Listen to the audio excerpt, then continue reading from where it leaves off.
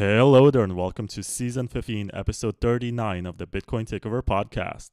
I am Vlad, and I'm live today with Pete Rizzo, who is one of the first people to write about Bitcoin in the entire world, and the first person that I'm aware of who ever called himself a Bitcoin historian. And he writes for Bitcoin Magazine. He manages content for Kraken, as far as I know, and he's done a lot for the space, and he's very active, and he reminds us where all of this started and what happened about 10 years ago and what kind of people were criticizing Bitcoin and being super wrong about it. And it's very nice to have you, because this season it was Aaron von Wierdum first, and then it was David Bailey, and now it's you. I guess I'm gonna get the entire Bitcoin Magazine crew by the end of this season. So welcome, It's a Peter. big club these days, but yeah, happy to be here. Appreciate the shout out, and yeah, excited to chat about the history, where we're going, where we're at, all that good stuff. Yeah. So, why do you call yourself a Bitcoin historian? Why do you Mm, think that Bitcoin, which is rather new, it's only been around for 15 and a half years, mm. is worth of having a history? Yeah, I think you hit the nail on the head. I really like that aspect of it, right? Because people don't, they think of Bitcoin as being something like new emerging technology. And whereas, if you say, hey, Bitcoin history, it kind of flips it on its head, right? Immediately, you kind of deem Bitcoin as something that's worthy of having history and that has a history, right? So what does it mean to have a history? It means that, there's sort of people in events that have shaped something and it's worth kind of understanding and really getting a sense of that knowledge. And for me, yeah, it's really, as I was telling you before this show, right? You mentioned kind of my background in journalism as a writer. I don't consider myself a native of Bitcoin land, right? I sort of moved here as an outsider. I'm not from a libertarian background or a technologist background or something like that, right? I'm someone who wanted to tell stories. Was always liked writing. Came to Bitcoin because there was exciting stories, going on. That was, my background and how I got into CoinDesk and how I was kind of on the original team over there. So yeah, I think for me, I had to do an about face kind of halfway through my career in Bitcoin, where I was someone who was writing stories about Bitcoin, but maybe I wasn't so close and so connected to the actual technology and technical development. We can go into kind of why that was the case, right? But I realized kind of the people who were driving Bitcoin forward, maybe didn't know that much more than me, right? That they were learning about it. Became, kind of went from something where Bitcoin felt like when I joined in 2013 as something that was very understood, that was something I would never be able to take part of, into something where especially during the kind of 2017 era of Bitcoin, I had to build my own mental model of why I was participating in Bitcoin. I had to kind of ask more difficult questions about, why I was doing this with my life, why I was interested in Bitcoin, and how I should understand it. So that process kind of took me back into the archives, right? There was a point when I left CoinDesk where I wasn't sure if I was going to continue in the industry, and I decided to, if I didn't go back now to the beginning and kind of really figure out, what I thought Bitcoin was and where I thought it was going, I would have probably just left the space, right? But instead, have spent 3 or 4 years now, kind of going through the archives, really trying to understand the history and events that I wasn't part of, using that to contextualize the stuff that I was part of. And publishing that, right, and sharing that on social media has become kind of the way that I've externalized that. But yeah, I still think that Jameson Lump always says nobody understands Bitcoin. I think that's true. And I think that where I'm trying to get with the work is that I'd like it to be easier for people to understand and explore the Bitcoin history and kind of shape their own kind of path and understanding about where Bitcoin has come from and where it's going. Because I think too often Bitcoin is presented as an ideology. It's presented like as a certainty, and I think that's we're seeing now that that's been detrimental, because we have a lot of people who are newer to Bitcoin who seem to be very locked into specific understandings of Bitcoin. They feel like they were kind of told that Bitcoin was or should be a certain way, and they seem to be having some difficulty with the fact that our understanding of Bitcoin is changing, when in fact, like, that is the status quo. That actually has always been the case. We've been learning about Bitcoin and changing our understanding of it, and I feel like very much it's an interesting kind of fault line in the culture right now, this idea that Bitcoin can change or would change, when my experience of Bitcoin is in fact that it has actually always been changing, and that any change from that would be the change. Yeah, I understand very well what you're saying, and there's a lot to unpack here. But first of all, I need to give a shout out to Yellow, who is in the chat, and he said that Okay. you're wearing a I'm jacket wearing or his color, right? Okay, should I take it exactly. off? I don't know how that works. Shout out to Yellow. Appreciate you. I'm a fan of the spaces. If you see a Bitcoin magazine handle lurking in there, that might be me. Don't stop believing. Anyway, I started from this point where I asked you why it's relevant for Mm, Bitcoin history to exist, because it's a rather new field. But at the mm. same time, why do you believe that Bitcoiners are so bad at remembering what happened 4 years, 8 years ago? Because it seems like every cycle we get the exact same issues and the exact same conversations, and we're Uh-huh. so bad at remembering what happened not so long ago. Yeah, I think people are just bad at remembering things, right? This was one of the crucial things when I was going back to kind of investigate the Bitcoin history. I spent about a year interviewing people. I probably did about 100 interviews, and I would say that honestly, like a lot of them were totally useless. I was able to kind of go back to the archives. One of the cool things about Bitcoin is that we have these, like a lot of the history is preserved. It's just really hard to know where it is. It's very inaccessible. There's IRC, there's Bitcoin Talk, but you really can go and like read the actual forums. And I pretty much just started at square one, the white paper, and like linearly read the forums. I'm probably really only into like 2014 now in terms of like seriously kind of unpacking like what is a historiography. When you think of history, historiography is sort of this idea that there are people and events that kind of shape a time period, and certain of those things become important because they influence other time periods, right? So for me, I like to say that for a lot of the newer people, the history of Bitcoin is Satoshi, Hal, and Michael Saylor, and that's kind of what they know. And what I'd like to present them with is kind of a more varied, pantheon of Bitcoin thinkers, because I do think that like, there's, and this is again like kind of where the disconnect with the current culture is that, let's just take a specific view, like the idea that the block size shouldn't increase, right? This was once an idea that was so unpopular, it was probably held by a handful of people, and if not one person, that one person being Peter Todd. And him advancing the idea that Bitcoin shouldn't have a block size increase in the public sphere was so controversial that he was chastised by Bitcoin's lead developer, castigated, and basically, told to leave the ecosystem. But now this is an idea that's so mainstream that the idea of doing anything else like would give you that sort of cultural penalty. I see Bitcoin history as kind of this grand kind of pageant of people and ideas. And I think the thing that keeps me kind of suspicious of kind of the current developments is that there's a lot of cases where you can go back and say, okay, this single individual held this idea, and if it wasn't for them championing it through the difficulty of consensus and convincing other people, we wouldn't have this idea, right? So that makes me want to kind of understand outsider ideas, because I think Bitcoin is a history of sort of outsider ideas becoming mainstream.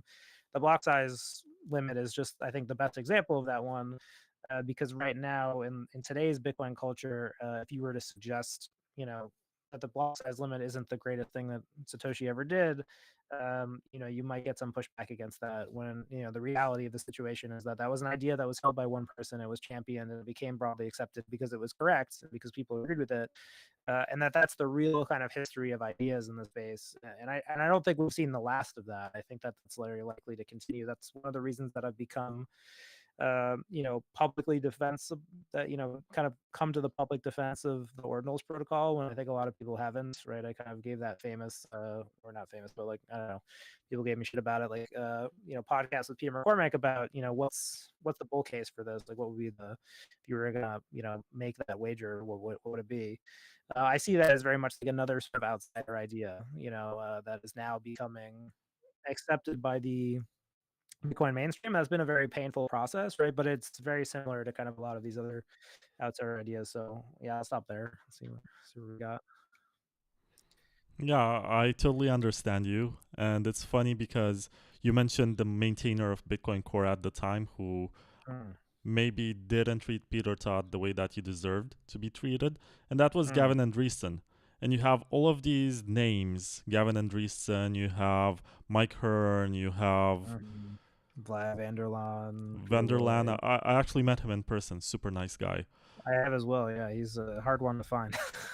And also, what's his name? Jeff Garzik. I've been chasing him Jeff for an Garza, interview yeah. for longer than a year now. Mike Hearn's still around. Yeah, he's still accessible by email. But yeah, there's a large pantheon of people, and I think the trick with like the historiography, if it's going to be valuable, is like pinning a specific idea to these people, right? So you can kind of look back, and I'll give you another example with Luke right now. Luke is very popular. He's popular because he's kind of championing like a very specific idea. But I think a lot of people within the modern Bitcoin culture, they don't really actually understand Luke's contributions with any specificity, right? Like they don't know Luke Jr. from Peter Woolley or from Peter Woolley from Vlad Vanderlaan. They just see Luke as being kind of an older developer. They don't maybe understand his historical relationship with Bitcoin Core. They don't really maybe understand his historical contributions to Bitcoin Core. So they have a certain perception of him, and then that perception really is based more on their imagination of what it might be than anything that's a real kind of understanding. And I kind of look at that as a problem to solve, right? Like, so what's the problem to solve there is that you can, and I think we can.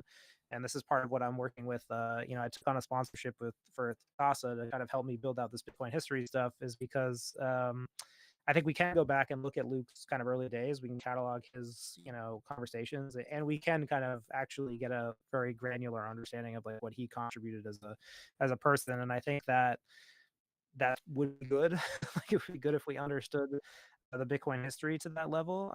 Because I think that having these types of conversations, right? You take something like democracy. Like democracy is a very messy subject, right? A lot of people have a lot of opinions on it. But the nice thing is you can go back into the history if you want to, right? And you can read what Jefferson wrote about democracy, and Franklin wrote about democracy, and Hamilton wrote about democracy. And you can see that they had different opinions, and there's a lot of artists and creatives that have made work that kind of helps us understand that.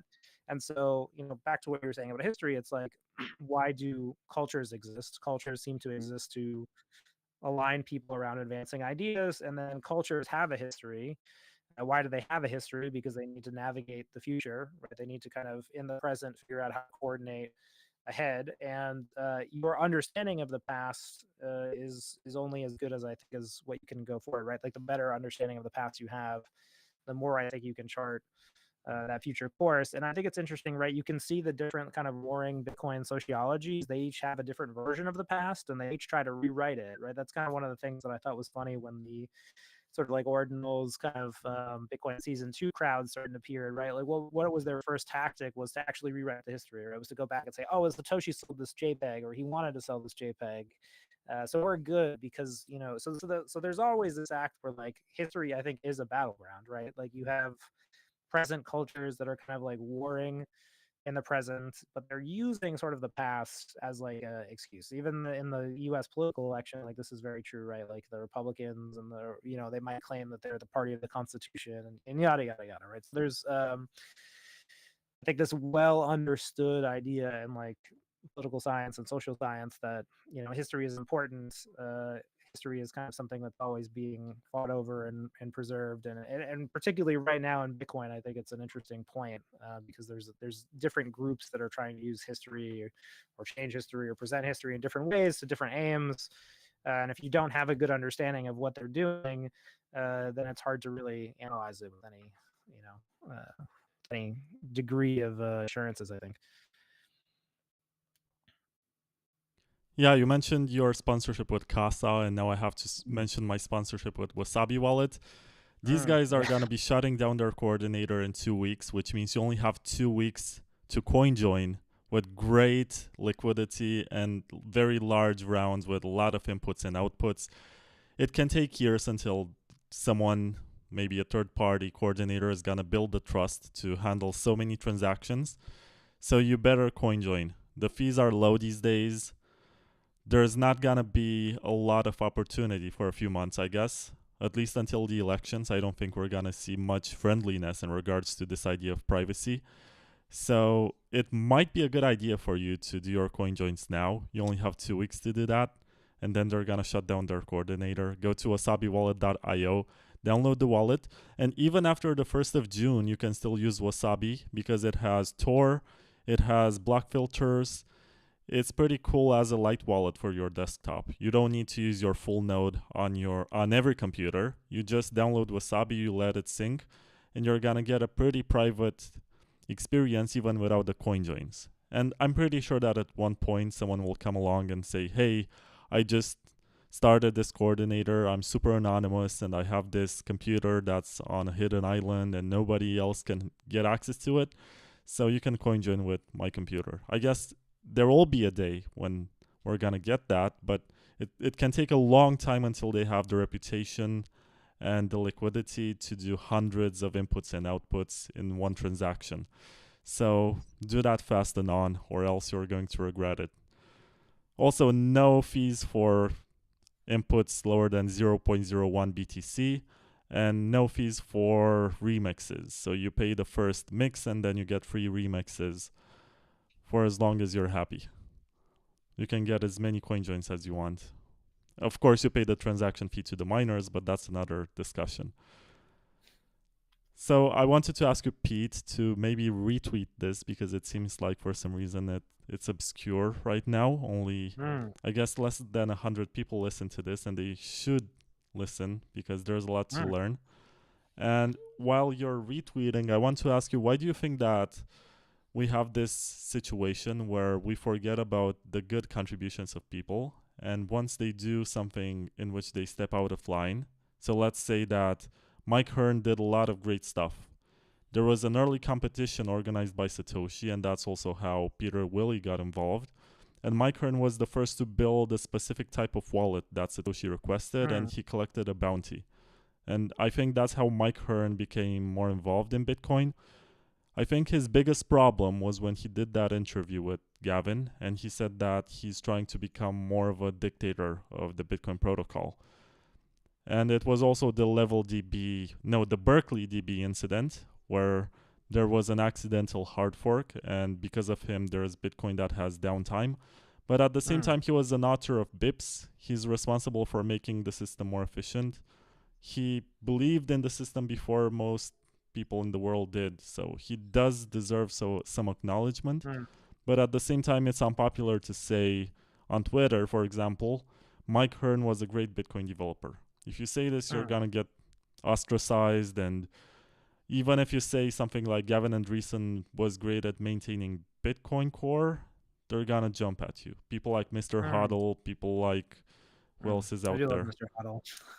Dieter Bob or whatever his name is, American Hodl. These people are like gatekeepers, like high priests, and they make sure that everyone uses the right kind of words and the right speech to address Bitcoin. And if they don't, they're gonna come at you and call you names and insult you. Even Shinobi did this with me.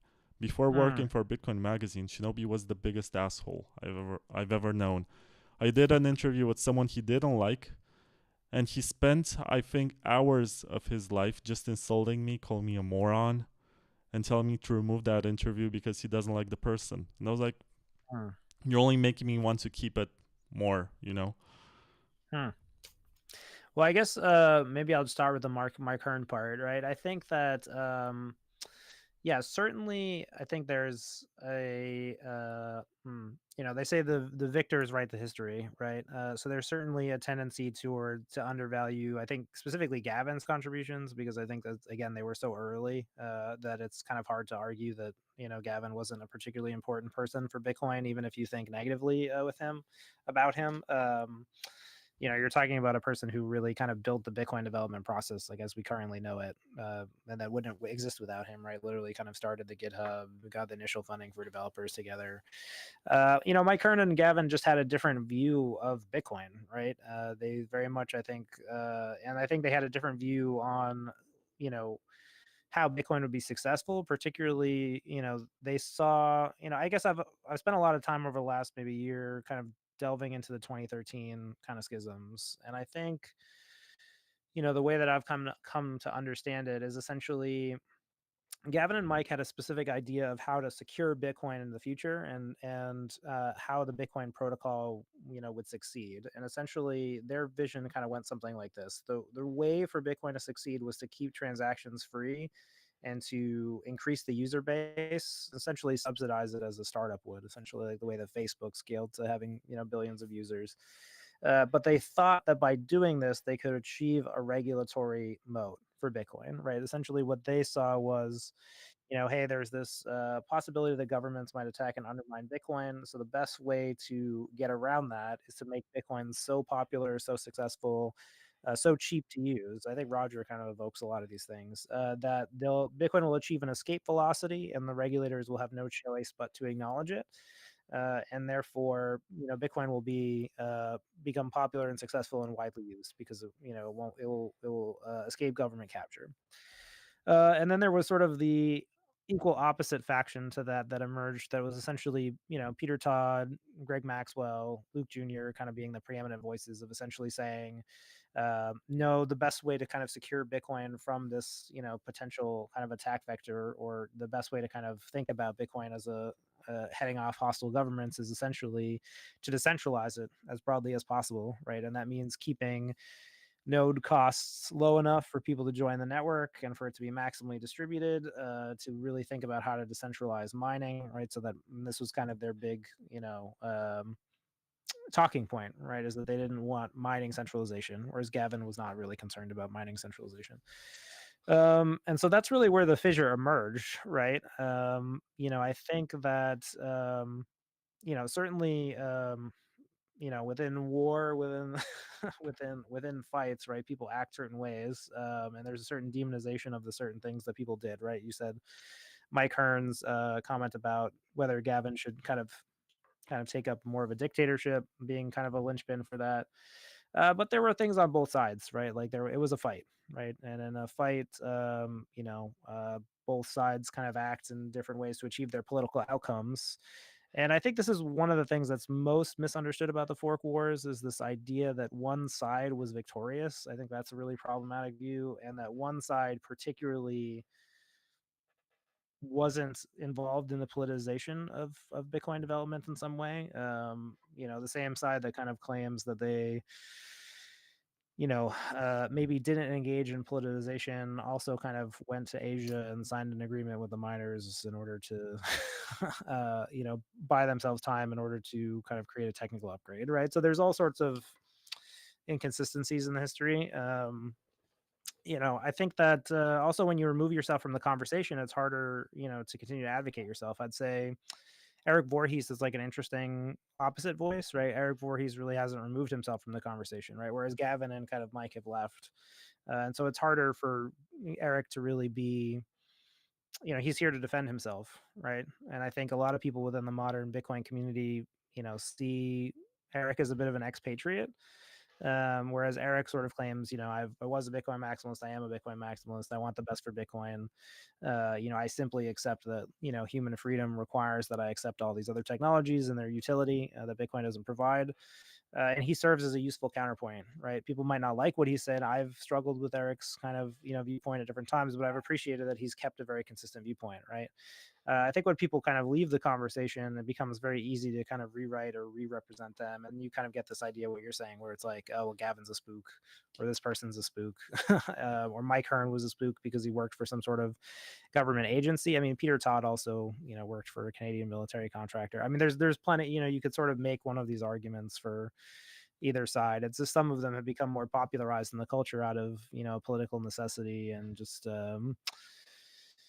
Again, for what the victors write the stories, right? And that's why I think like preserving stuff in like an archive is much different than like writing a history, right? You can kind of make the materials accessible so that people can form their own opinion. So my reaction to kind of hearing a lot of these things about Mike and Gavin and kind of these different rumors and things was to go and actually look at the source material and like develop an opinion myself. But in order to do that, I had to actually go and like download massive IRC files and like start kind of scraping this information and trying to make it make sense to me. And that's stuff that I want to publish because I would like for other people to be able to kind of like follow the journey that I went and say like, okay, yeah, if you hear this about Mike Hearn, here's where to go look. You can go look at the conversations. And you can see how he represented himself. And you can see if you agree, with what people say. I think that's kind of what's absent, is that like check and balance, right? It's the burden of proving or disproving any of these statements. Like some of them I agree with, right? I mean, some of them I happen to have absorbed the kind of primary materials and come to the position that I think that Mike and Gavin's, preferred roadmap wasn't as well reasoned as the other side. But that came from me like looking at the materials and spending time with them. And I think that for most people, and I actually really do believe this, I think most people are going to want to like look at the primary information for some of these things and make their own opinion. And it's not good enough for them to just be told something, right? So I think a lot of people, like Mr. Hodel and those type of people, I think they're trying to be well intentioned, right? They're trying to save people time. They're trying to kind of help people understand things a certain way. I'm just the kind of person that I have to go look at the actual thing and develop my own opinion. It's very hard for me to be like told a certain opinion and then to accept it. I just immediately reject that process. I'm happy that you mentioned something about Eric Voorhees and his consistency, because I get the same opinion that he was this libertarian who got into Bitcoin for his ideological reasons, and he kept on using some other technologies for the same purpose. For him, it was never about one specific coin or one specific idea. It was just to preserve liberty to the extent that he wanted. So that's why I have some respect for him, because he doesn't strike me as being hypocritical or inconsistent. Well, I think the whole libertarian wing, they went that direction, right? Like, I think that modern Bitcoin maximalism, like, is not libertarian. I think it's ironic that modern, sort of Bitcoin culture is viewed as libertarian because the early libertarians within Bitcoin have sort of forked off, and they forked off for the reasons that you sort of suggested, is that sort of rather than, they were sort of presented with this, Bitcoin and their view being unable to scale, kind of coming into a fork, and how they rationalized it. I think they would be, for me, would be like Roger, Charlie, Shrem, and Eric Voorhees being the kind of principal participants. They said, okay, well, rather than sticking with Bitcoin only as the view, I think it's just better that there's a million cryptocurrencies will exist. It's better for freedom. It's better for human liberty. And Bitcoin maximalism is antithetical to that, because it essentially says that you should reject that and that it's better for everyone to be invested in Bitcoin. So it's, you sort of have this idea that, like, or at least in my kind of the way that I view it, I see libertarianism as like a very like crypto pluralist kind of view, right? These are people who are pro crypto, pro Bitcoin, and they're anti-state, right? But you have various mixes of these, right? You have people who are anti-crypto, pro-Bitcoin, and pro-state. And I think that's a better, if you were to say, like, what is the average Bitcoin maximalist today? I think they are pro-Bitcoin, they're anti-crypto, and they have a neutral to positive view on the state. Because I think, especially when you start to get into, the modern culture, which is essentially asking the United States regulators to say, like, you should enshrine Bitcoin maximalism. Bitcoin maximalism is not only technically valid, it should be regulatorily valid, right? Bitcoin should be given some sort of special designation within the regulatory infrastructure as being better than other cryptocurrency. That's essentially what the modern culture, I think, in 2021, 2022, with the rise of Saylor and those kind of things. And I think this is where Eric Voorhees like really kind of was like, okay, I can't, I'm out. Because any engagement with the state, for me, I would rather side with kind of an open internet, open technology set. His take on that, I think, would be like, I'm not so anti-crypto that I'm going to become pro-state. But a lot of people made that choice, and I think the culture shifted in that direction. But yeah, I think, again, there are many sociologies within the cryptocurrency world. And I think, sorting them and kind of coming to a framework, like I have my own framework for this. Even when I presented you this idea that you can kind of sort them with, like, there's these three vectors, like your attitude towards the state, your attitude towards Bitcoin, your attitude towards crypto. If you multiply them, then that's 9 different sociologies, because you could basically have a positive, a neutral, or a negative view on each of those things. Right, the no coiner is anti-crypto, anti-Bitcoin, pro-state, right? The crypto person is pro-crypto, anti-Bitcoin, maybe pro-state, maybe anti-state, whoever, right? So you can kind of play around with these little things. And it was funny, I kind of, maybe you go back to 2022, I started to think that, okay, the modern Bitcoin culture really is pro-Bitcoin, anti-crypto being the huge part of it, and then neutral to positive state. That's like kind of modern Bitcoin maximalism, is that alignment. And I think a lot of the tension right now is there are people who are not so anti-state that they're or so anti-state that they're pro-crypto. This is kind of like the Udi faction or the Eric faction. And then there are some people who are saying, we're so anti-crypto that we're pro-state. We're okay with the state coming in and intervening. And so that's really where like the specific kind of tension is currently. And this, I think CK Christian Corolla says this a lot, and I think it's very true. It's that like Bitcoiners now are so anti-crypto that like they've essentially become pro-state, right? They're asking the state for regulatory, to intervene on their behalf rather than what the alternative is. And the alternative is, well, Bitcoin has to compete in the market and outcompete these other things. I'll say one more thing that I think is useful is that I think there's kind of two conditions under which Bitcoin maximalism, I think, is a valid opinion, like it succeeds, right? So like, so what would be the success conditions for that? The first is that everything fails other than Bitcoin, and then Bitcoin's fine and never changes, right? Like, but everything else fails. That Bitcoin maximalism was successful under those conditions. And the second is that Bitcoin sort of outcompetes all the things, right? And everything that was another cryptocurrency sort of becomes Bitcoin. Either of those two things, Bitcoin maximalism wins, but they're very different realities, right? Like in one of them, you have this like messy, decades long market competition. And I think for some people, they're, so into this kind of like doomerish culture, like, and they seem to kind of, they prefer one of those over the other. For me, it's like, I don't care. I think either of those states is fine, right? Like if Bitcoin outcompetes all the things, great. If everything else fails and Bitcoin doesn't change, great. It doesn't matter. Like both of those are success states. So I don't know why there is so much tension though over the second one. This idea that Bitcoin has to kind of like outcompete or emerge through a market competition as being sort of better than all the other cryptocurrencies or doing some of these things. And I think the answer is that you have to validate the crypto infrastructure. You have to like actually interface with it and say that, oh, it's not a whole huge scam. We have to take the good parts of it. Even having that conversation, you have to acknowledge that it exists and it's not a huge scam. And like part of the culture is just so unwilling to do this.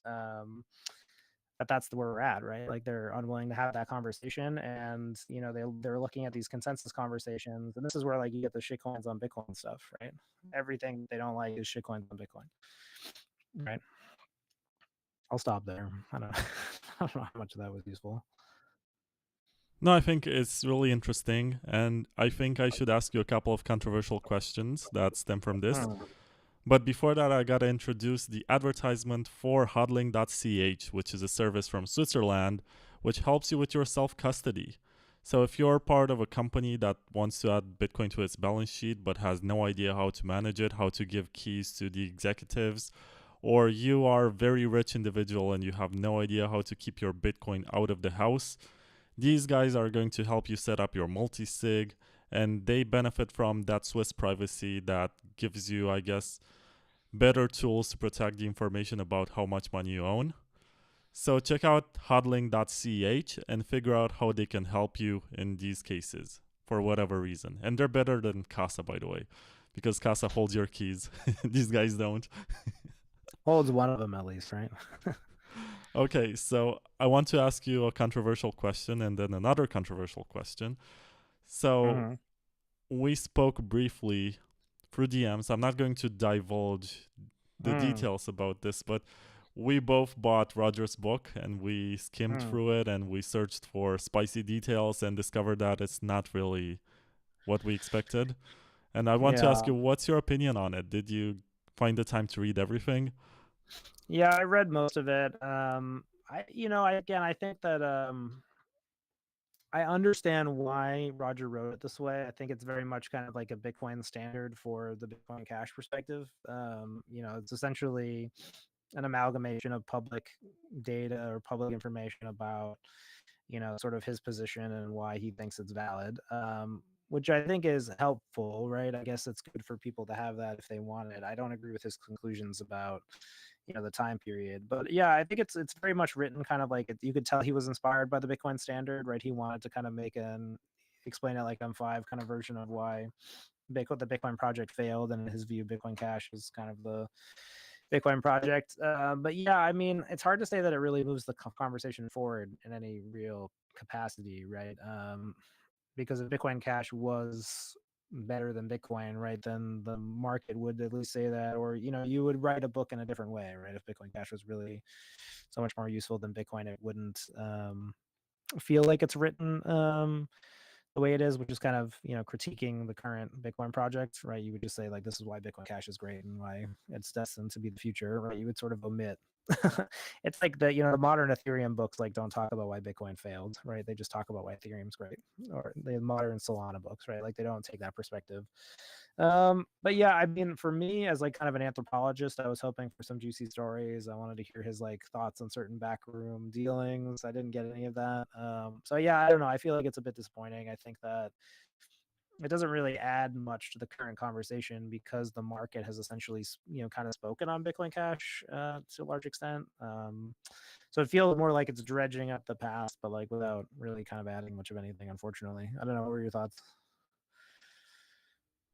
Well, to me, it was interesting because he chose this approach that is very unlike for Roger. Yeah. He Mm-hmm. likes to make big statements. He likes to challenge people. He likes to organize debates where he donates a lot of money to charity or whatever. So this is his style. But the book is written in a way that takes information that's public, that you can already find, and interprets it in a way that justifies the existence of Bitcoin Cash and says that Bitcoin could have been much bigger. There is a conflict between the statements that Roger makes in the sense that he says that if Bitcoin scaled with big blocks and there was no pushback in regards to this, there would be merchants like Expedia and Microsoft and Steam still accepting Bitcoin and the price would be 10 times higher. This is what he says. Because the rest of the crypto inventions stem from this block size war conflict with developers who decided that, okay, they can't build this on Bitcoin even if they want, so they're going to launch their own layer ones or they're going to build on Ethereum.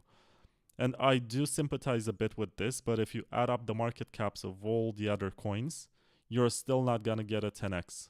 So I think Roger is No, it's trying like to Bitcoin fees argue. are already they're still cheap, right? Like, so that's the thing. It's where it's like, it's hard to really understand where he's coming from there.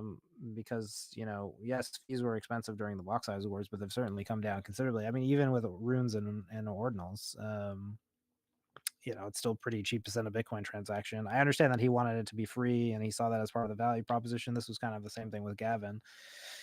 But that wasn't the case. And, Bitcoin Cash also, Bitcoin Cash has been providing that to the market for so long. So it's like, how do you explain if you wanted that? I don't know. It's hard to go back and like armchair quarterback that kind of thing, because essentially what Roger and Gavin are saying is, oh, if only we had executed this one plan, then this one plan would have been successful. And it's like, okay, well, I mean, that's the story of most people who like I'm sure Pete Best thinks that the Beatles would have been much better if he was still the drummer. If you're right, like the history of the Beatles, according to Pete Best, it's like he was better than Ringo Starr. He would have been much better. But I don't know how to deal with that claim, right? Because he wasn't the drummer for the, the Beatles, right? The world moved forward. So yeah, I don't know. It's hard to say, right? Like Bitcoin Cash has not fared well in the market. The market has been very kind to other cryptocurrencies. So if that theory was really valid, I mean, I think we'd see a lot more evidence that was the case. So I don't know. I think it's unfortunate. I don't see it as moving the conversation really forward. I think it's dredged up a lot of stuff that is kind of unhelpful, like especially a lot of the block size stuff. I mean, look at it. Even this year with BitVM and the other things that have happened, BitVM literally like disproves that like 15 years of other blockchains, like I mean, the claim that like you can now do Turing complete smart contracts like on Bitcoin, or that's even theoretically possible, undermines so much of the other stuff. And again, I mean, this is very early and it's exciting and we don't know if it's going to happen, but let's just imagine that like Bitcoin went down the road that it went and that was never discovered, right? Like maybe you needed 15 years of forcing developers to find the best solution. And it's like only when you get that leapfrog, right? Somebody finally leapfrogs and figures it out. that like Bitcoin script is Turing complete, whereas every other developer like Vitalik and whoever just would look at the Bitcoin and say that this isn't, they weren't good enough to figure that out. And you needed 10 years of people looking at Bitcoin to ultimately figure that out. Then it's sort of like, was that worth it? And I think you have to say yes, because like, you know, what if you just never knew that? Like, right? What if we had just gone through all this trouble to make Bitcoin like Ethereum, and then there was, you never got that advance. So it's like, what is scientific achievement worth to you? And I think it should be worth a lot. Like if anything in the crypto space, you know, is valuable, it's like the specific scientific advances where somebody proves that something that was impossible is now possible. That's very, you know, so what's the, you know, you have to kind of, to take Roger's view on it, you have to sort of say, you know, we should have just made it much easier to like upgrade and develop Bitcoin, when I think Bitcoin has been served quite well by its, you know, current conservative attitude, and even more so in the last year. And because that's the majority of the things that people are upset about are people figuring out how to do new things on Bitcoin.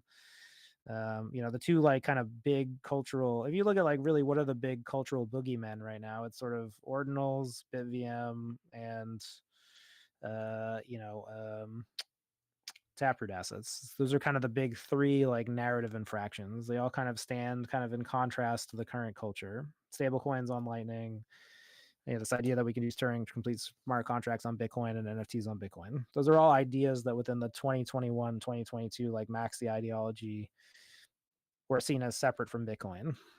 So now they're all sort of imposing on the Bitcoin ideology.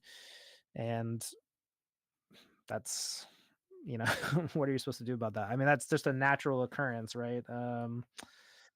You know, I don't know. There's the meme "cry harder," right? Like, there's this idea that you have to accept reality, that reality can impose on you, and like, you know, reality is imposing on us in interesting ways. We have to adapt.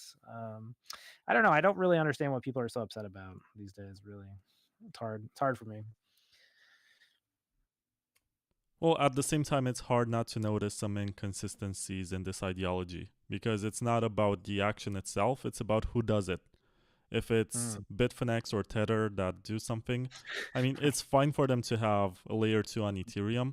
It's fine for them to compete directly with right. Bitcoin's Yeah. For promise. transactions. Yeah. Right. Exactly. Exactly. Yeah. They're banking South America, they're banking Africa, they're I banking. said this. I said that particularly in passion rants, and I said, look at what they do. Look at what they do. And if you look at the with Tether, it's like, okay, well, they put U.S. dollars on a blockchain, therefore allowing the U.S. dollar to compete against Bitcoin's global settlement infrastructure. They pay transaction fees, they pay for development, and they support development of Ethereum, Tron, and other blockchains, which validate the crypto complex, give VCs the, you know, means and impetus to invest in those things and to continue developing them. And they, you know, largely buy U.S. Treasuries. They support the existing U.S. dollar structure because they're one of the largest buyers of its debt. Look at what they do. Yes, they say all the right things. They say all, they're very nice to the right Bitcoin people. They pay for the right parties, but look at what they do. And now look at the Ordinals people. Well, they say they're attacking Bitcoin, but what are they doing? They're paying transaction fees for miners. They're getting new users to adopt Bitcoin. They're actually onboarding these users onto wallets and exchanges and building tools that make it more simple for them. So it's like, you know, it's almost like they're saying, I'm going to attack you, but then you go to somebody's house and then you make them dinner and like you make them bed. It's like what are their actions? Their actions are all good. Like new people using Bitcoin is good. Those people holding Bitcoin is good. Those people paying fees to the miners and using the network is good. Those people troubleshooting edge cases of how the Bitcoin network works are good, and they're good for Bitcoin, like because demand is good for Bitcoin, intellectual capital is good for Bitcoin, real capital is good for Bitcoin. All these things are good for Bitcoin, but because they're not saying the right things, because they're not giving lip service to the right people, that movement is largely maligned. And I think this is where I think like that the leaders of that they you know they kind of consciously play around with this. They know that people aren't validating what they're actually doing, so they're just saying things to be inflammatory. But again, if you look at what they're doing, it's all net positive, right? So I don't know. I have a hard time with it because it's yeah, there are large inconsistencies. It is not clear why the Bitcoin culture views these things as valuable, and I think that fault line really is that it is a lot about this anti-crypto. It's like, what does it mean to be anti-crypto, and to what extent is the culture against cryptocurrency, right? And I think that there's this idea, there's this kind of this myth of like the evil shitcoiner, where like the shitcoiners are like this, they're destroying the food, they're destroying the money, they're destroying healthcare. They're like the reason why, our kids can't go to school safely anymore, right? Like they're poisoning the world. There's this idea that the shitcoiners are so immensely bad. And you're like, was that true? Is that like an actual net real comparison? And to me, it's like I remember being on the same stage as Adam Back and Joe Lubin. I remember sitting on the same stage with these people, physically in the world, talking about the same, having a civil conversation in which neither side yelled at the other. There was no, big arguments. And so something I maybe would say to you is I think that like this is how I feel about the current culture. It's Bitcoin and crypto, and the and is this big wall. It's this Berlin Wall, and there's on one side there's East Germany, and one side there's West Germany, and it's great. The wall was great. I loved the wall. It was great that the wall was there. I enjoyed the wall. I chose to be on this side of the wall, but the wall is coming down. The intellectual capital is coming to Bitcoin. The real capital is coming to Bitcoin. The wall is not useful anymore. But I remember the old Germany. We were one group. Like we were just one. There was no wall, and there are people who grew up in West Berlin, and they've kind of been taught to like hate the East Berliners. Like, oh, these people are all evil. Their incentives are bad. They're ruining everything. And it's I don't. To me, it's hard to get it. I don't get it because I remember it being one group. It's like and these young kids they can't even mentally even grasp that. They can't understand it. They've just been taught to hate this group of people. um I mean, look, I'm old enough to remember most of the Bitcoin core developers having worked on other altcoin projects. What am I supposed to do with that information? Yeah, look up the Dogecoin GitHub repo, and you're gonna see all the Bitcoin core developers having worked on that one. Or Viacoin, right? Litecoin. A lot of these things were worked on. Even Mimblewimble, as she mentioned, was worked on by Andrew Polstra, right? So there's always been this idea that they think the cryptocurrency industry has broadly shared ideas, right? But I think it's also a product of, to be fair to the newer people, right? The ask of them to get into Bitcoin is higher, right? If you're going to put 2 weeks of your paycheck into Bitcoin, and you're going to really DCA and dollar cost average and really sacrifice, right? I notice this when I go on Reddit and I watch like the posts of people like, I finally got my 0.5 Bitcoin, right? Like it's a lot. You're really asking these people to really kind of believe and like sacrifice a lot. And so it helps to kind of have like this other, right? This group that you hate. And Alan Farrington said this, and I'll leave it with you because I think it's correct, which is that Vitalik is our Emmanuel Goldstein and Twitter is our 2-minute hate. He's talking about 1984, where you're sort of taught to like kind of hate this group. But yeah, I mean, look, I don't know. To me, I think it's really this idea of being anti-crypto, and while there were certainly a lot of things that I don't like about the cryptocurrency industry, I never disliked those people because I worked with them. Like I spent a lot of formative time with them. And so, maybe it took me longer to make a decision that I was in the Bitcoin camp. But, I interviewed Vitalik, I interviewed Vlad Zamfir. I mean, I interviewed Zuko Wilcox. I spent a lot of time with all these people. So I don't hate them. I can't believe that they're bad people with bad incentives to the level that some other people do. And I don't accept this. I just don't accept that idea.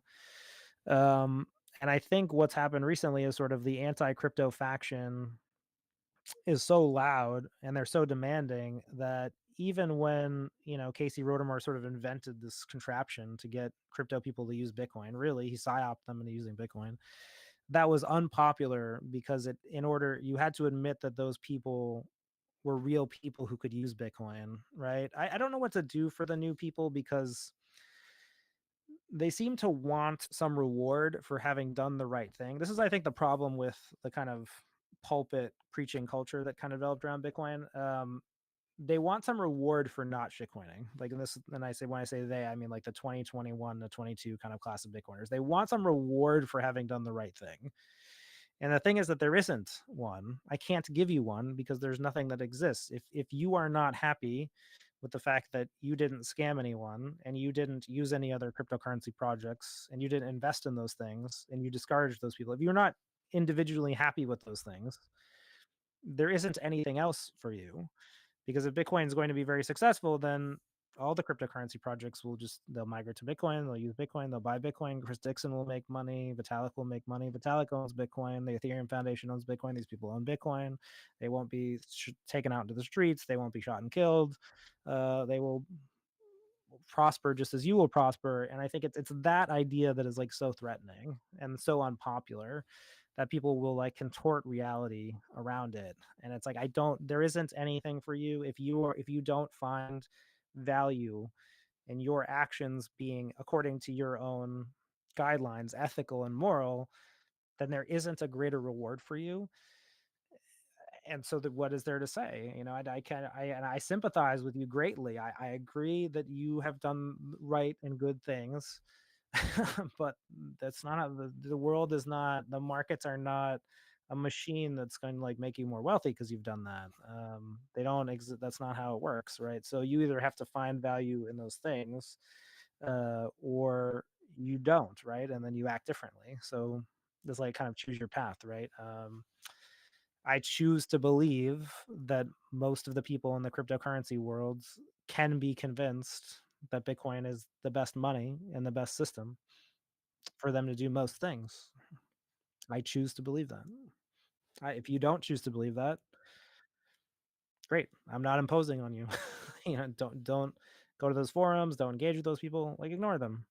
But they exist, right? And most of the world operates on that level, right? Most of the world's, you know, I said this at the beginning of my McCormick interview, and I tried to really kind of like underscore it. Like the worlds, and we're going to see this with the 2024 election, right? Like the Bitcoin and crypto industry will both support Trump in all likelihood, and Trump won't care that we don't think that the crypto industry is good. He doesn't care. Not going to care. It's like he is going to back Bitcoin. The whole industry is going to back him. And we don't get to sit there and say like, oh, well, he likes Bitcoin. He doesn't know that Bitcoin's better than the other cryptocurrencies. He doesn't care. Doesn't care. Not going to happen. It's going to be one ball of thing. And we're going to have to choose whether we want to get the benefits of that, right? Whether we want to be pragmatic as like a culture and support that, or we want to be ideological and just oppose it on the basis that he's going to take money from Coinbase and he's going to take money from Ripple and he's going to take money from all these other places. He's going to take money from all these places. There's no reason for him not to do that. So, you know, it's sort of like I'm a pragmatist. That's me. I don't care. I mean, that's who I am. I'm a pragmatist. I'm a pragmatic person, and I will choose pragmatism over being ideological. It's okay for me if Trump doesn't embrace Bitcoin and hate shitcoins. It's okay for me. I don't know. Yeah, speaking of shitcoins and speaking of maximalism, because that's another conversation that we had, I gotta present the advertisement for Layer 2 Labs, and for that I got a message from Paul Stortz, and he says the following. Okay, let me open Telegram. It's right here. Is Blockstream going downstream? Has RGB getting you down and brown? After a long day of listening to Peter McRetard, why not feel something for a change? Feel alive. Join Layer 2 Labs and make everyone feel sad and frustrated and angry. Our next ritual is at 3 a.m. in the ancient forest. See you there. I'm Paul Stortz and I approve this message. Or do I? It's a tough one. I love me some Paul, but it's tough.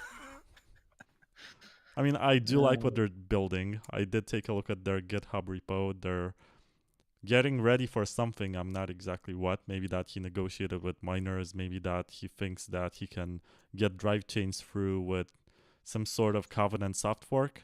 But they do have a sidechain for Ethereum, which is up to date. They do have a sidechain for Zcash, which is up to date. They do have a sidechain for Namecoin that's up to date. And to me, this is beautiful. You know, it's the promise of onboarding people with the features that they want in a non-custodial way. I think this is the holy grail of Bitcoin maximalism. And to me, this is what it's all about. One coin to rule them all. All the features, all the functions, everything that's been researched over the past decade under one coin. To me, that's Bitcoin maximalism. I mean, that was the original definition, I think, in 2014, 2015 when it emerged, right? I mean, that was the vision of the early developers. I think that The problem is ideas change over time and different people, think different things. I think now that isn't what people think Bitcoin maximalism. Me and you remember that was what Bitcoin maximalism was. It's just that the majority of people who were taught sort of what Bitcoin maximalism is, they were just sort of told that everything was a scam. And so because they were told that everything was a scam, they believe that it's not worth doing these things, and so they're coming at it from a completely different perspective. That's totally fair, and they have every right to come at it from that perspective, and I'm not trying to take that away from them.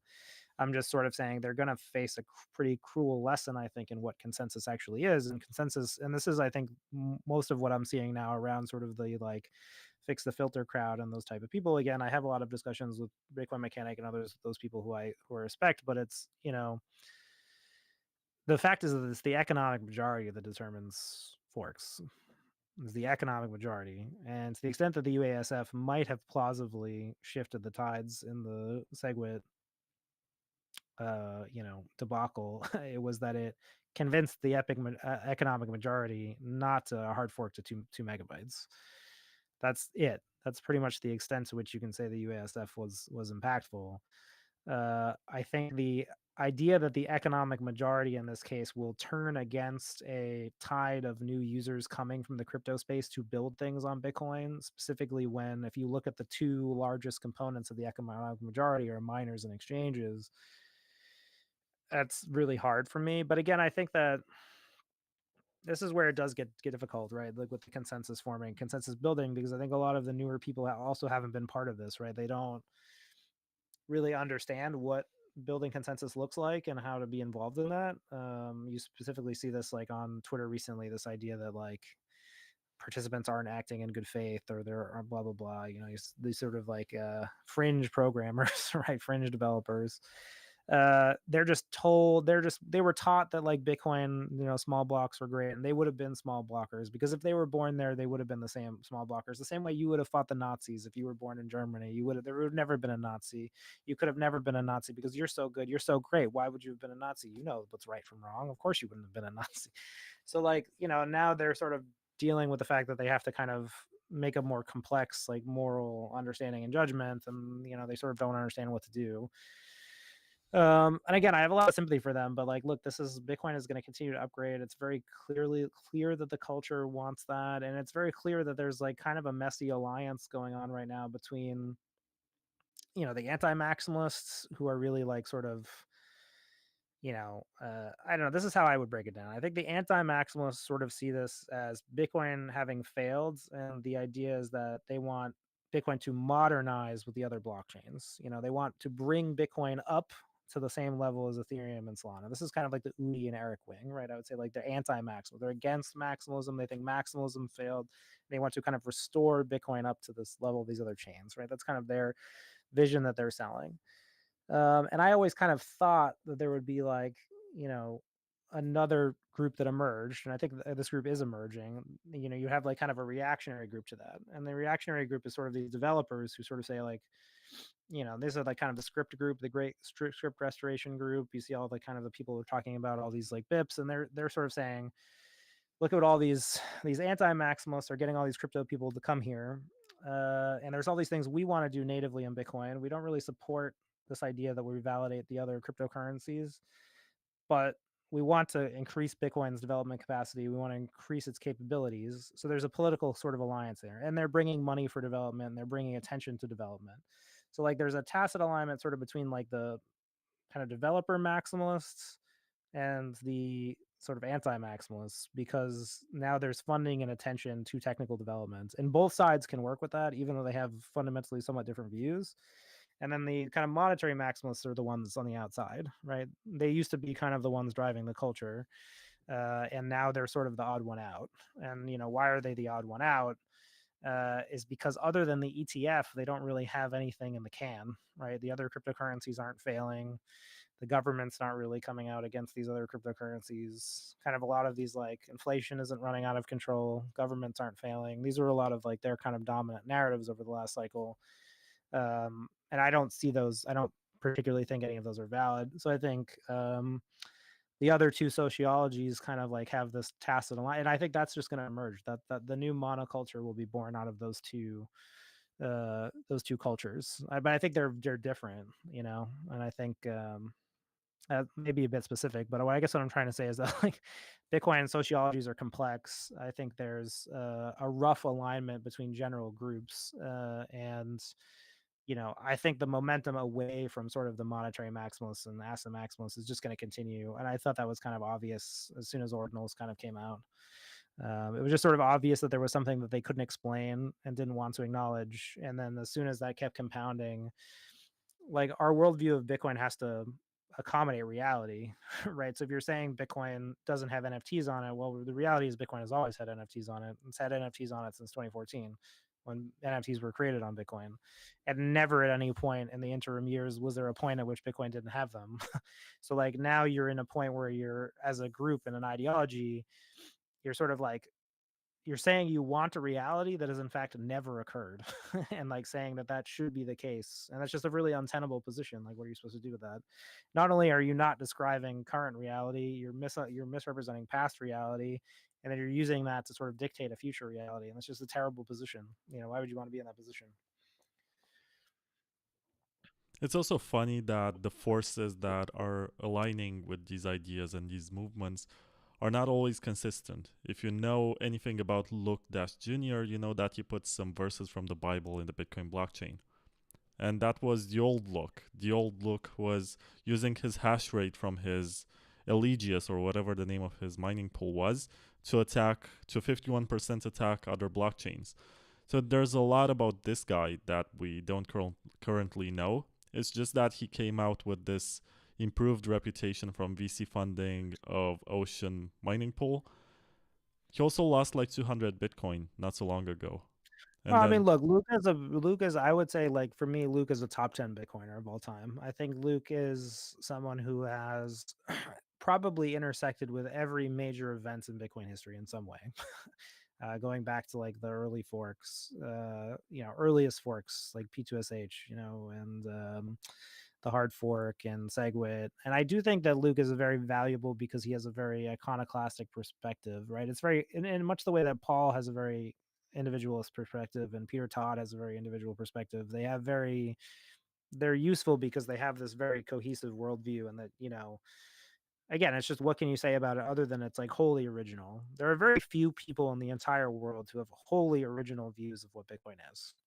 I would say you could probably count on like two hands. It's like Eric Voskuil, maybe like Peter Todd, Paul Stortz, Greg Maxwell, right? These people tend to be like very unpopular, right? Because they have very specific views of what Bitcoin is, and they're very, intricately built. So yeah, I would come to Luke's defense there, and I think what he's trying to do with Ocean is very valuable, right? Like the idea that right now that there is a problem with the mining infrastructure, the way that payments are structured on the back end with FPS, and sort of the way that AMP pool is kind of, these are all like concerns that are valid. I mean, again, I think that I try to separate those and see those things. I don't see him as being the particular problem. I do think that there are people who follow him and sort of misunderstand what he means and sort of pretend that he means something else, right? I think there was a need for a champion of someone who just like was against ordinals and had some sort of technical solution, and Luke just sort of filled that void, right? If it wasn't Luke, it would have been somebody else who would have come out and kind of filled that void. There was this, again, these people who are sort of anti-crypto, they feel like they're owed something for doing the right thing. They feel like they're better than the people who are using cryptocurrencies. There's sort of this built-in kind of like social group that wanted that action. My worry with those people is that they're just going to get increasingly radicalized, and they're the most likely to fork off, I think, because they have the most dogmatic view about what should be going on, right? Like their view is that the Bitcoin Core project is failing, that the Bitcoin Core project is compromised. These were all things that the Bitcoin Cash people said. You like go down the list of like, okay, well, what did the Bitcoin Cash people believe? That's why I said like the big sin of the Bitcoin Cash people was just that they they could never adapt their mental model of what Bitcoin was. It was never flexible enough to allow for anything other than cheap payments, and they have their own blockchain for that now. So I don't know. I think the question is, will we see like a pure Bitcoin pure, or sort of like some sort of fork? And the reality, I think, is the market participants who want that have all the cards for that. They have their own implementation, they have their own mining pool, they have their own exchange, and they have a moral cause that they feel Like they want a champion. So the answer that I would have then is what's stopping them from imparting on consensus. And I think that's very obvious that the economic majority does not support them. But how far do they go along before they realize that, and how far are they willing to go to push that? That's kind of the question right now. Well, I guess the idea of how far depends on how much money they raised for this and how long they're going to be able to run on a loss or at a loss, because this is not profitable. You have to understand that they are not mining according to the best incentives, they are mining according to ideology. And Bitcoin is not some sort of ideology machine. It's a zero sum game, it's survival of the fittest. You either become profitable or you fade. And Well, they I can think the only do problem this. I think what Mick Mechanic sort of says, and his view on it is essentially like the Bitcoin culture is what Bitcoin maximalism is. Like his view, and I've really tried to understand with him and sit with him and really kind of steel man like his point of view. And his point of view is essentially like, oh, okay, the thing that differentiates from Ethereum and other blockchains isn't anything about the technology of Bitcoin. It's the culture of people and the culture of development. So he sort of has this like very sociological view that there are like good people working on Bitcoin and the bad people are not working on Bitcoin. And like he wants to sort of preserve that. But then he sort of also seems to I've told him I think the problem I have with his viewpoint is that he has to believe that people are inherently bad, right? Like he has to believe that some group of people are here to like compromise Bitcoin in order for his worldview to sort of work. And then, I think on the flip side, it's like, how can it be that the culture of Bitcoin is what maximalism is? Because if you want everyone in the world to use Bitcoin, then clearly our insular like anti-UASF or pro-UASF culture is not going to scale to 8 billion people. So that doesn't make any sense. So it's like you simultaneously want Bitcoin to kind of be this like niche punk rock kind of ethos driven thing. But then you're saying that it's that ethos that's going to scale Bitcoin to being an 8 billion person project. It just seems like there's like an inherent, and at the same time, you sort of have a worldview that suggests that like some people are just net bad and can never be good because they, because this is the whole thing with like the big blockers are using ordinals, right? Like there's this group of people who are inherently bad. If they are using Bitcoin, they are using it wrongly and to do bad things, and that they can't be Bitcoin users. Like for like they like that's which makes no sense, right? Because and I think this was like when Vitalik Buterin sends a Bitcoin payment, like he is a Bitcoin user. Like there is not a single thing in the universe that can invalidate him from being a valid Bitcoin user that is the same as every other Bitcoin user. When he signs a transaction, broadcasts to the network, and then network gets in a block, Vitalik Bitcoin Buterin is a Bitcoin user. And if your ideology sort of opposes that on some level, I don't know what to say to you, because that person is using Bitcoin.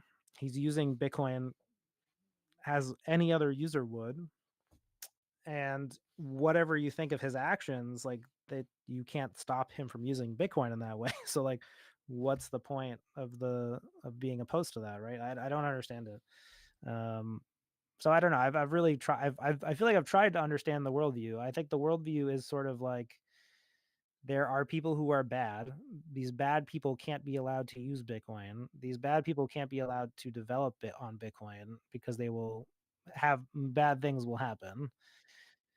And if like that's your worldview, then how are you arguing anything other than like you want to keep Bitcoin like a very niche project, right? Because I mean, obviously, Bitcoin has to scale to have more users, right? Or like you would think that if every cryptocurrency would fail, then all the other cryptocurrency users would use Bitcoin, right? Like I mean, that's what you're saying, right? Like if your view is that all other cryptocurrencies other than Bitcoin will just fail, then are you saying that those people will just stop using Bitcoin? They'll just use fiat, but then Bitcoin will replace fiat, so they'll have to use Bitcoin. So what the fuck are you talking about? It's like there's such a.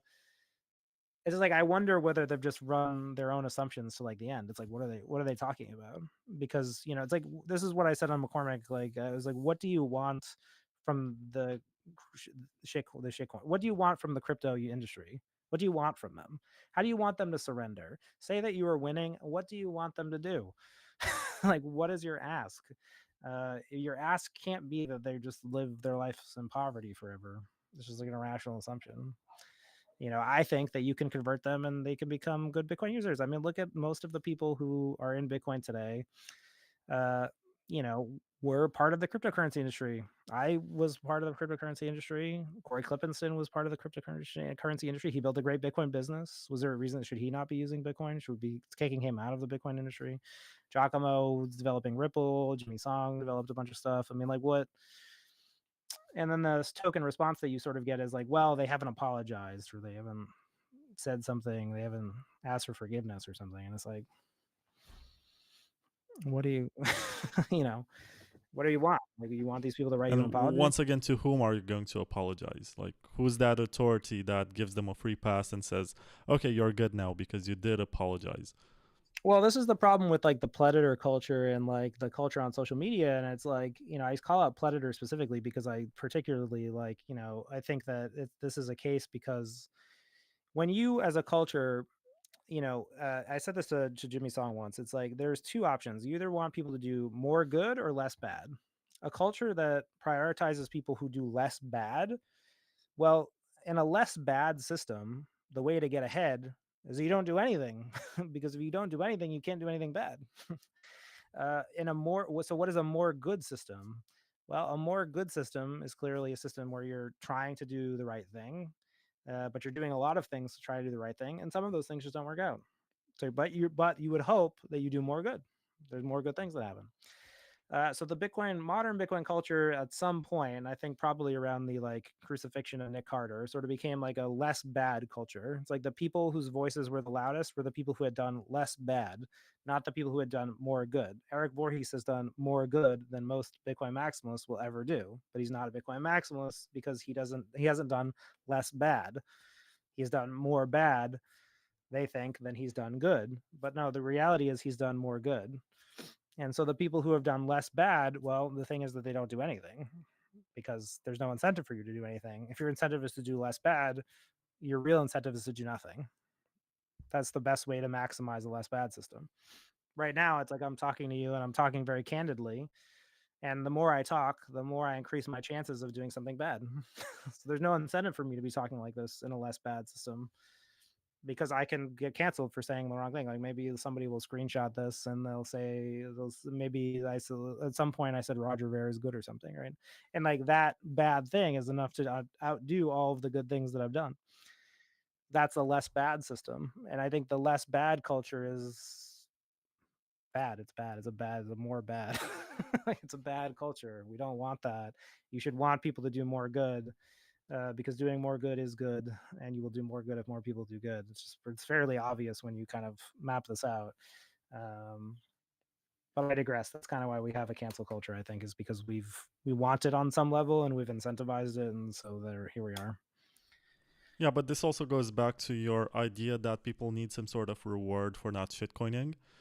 And before we get into that, I need to present the last two ads of this episode for Sato Chip. So go to satochip.io to get your card that can turn your Bitcoin into a bearer's asset. Stop waiting for people to create scaling layers and create your own local scaling layer by having a card that you can give to someone else as a gift. And that will not get recorded on the public blockchain. It can exchange as many hands as you want. You can verify the balance by tapping with NFC to your phone. You just download the application. And it's pretty affordable. It's about $20, and use promo code BTCTKVR and you get 5% off. So satochip.io. And also, there's a lot to be said about CryptoSteel, which is the OG of metal backups. They created this design in 2014, and ever since they have been at the forefront of innovation for metal backups. They were some of the first people to work with BIP39, and now they have this capsule that you can use for any sort of password that you think is worthwhile and important to preserve. So this device can resist water, fire, earthquakes, and all sorts of hazards. And if you use promo code BTCTKVR, you get 10% off. And if you buy like 10,000 of them, I guess I can get myself a Supra. Anyway, I want to get into this conversation, Pete, which goes back to the spirit of Bitcoin Uncensored. And that show has been so influential in my journey. And I did interview Chris DeRose about 4 times, and I wish I could get him more on the show because this guy is so ahead of his time. He understands Yeah. sociology and ideologies and how people interact with each other a lot better than most people. I know that Junset is still out there busting scams and showing off that he's doing a great job, but it's just that the culture has changed so much that a show like that cannot exist today. Oh no, I mean, yeah, I mean, well, I think, you know, I think maybe people today know John Seth and they respect John Seth. I don't think people really understand how influential John Seth is. I mean, John Seth is a top 50 Bitcoiner easily. I mean, he's somebody who I would say is among the very few people who have also like been a cultural figurehead and then receded. Like they didn't have to be taken out forcefully. I think he's done a really good job of receding into being sort of a respected figure.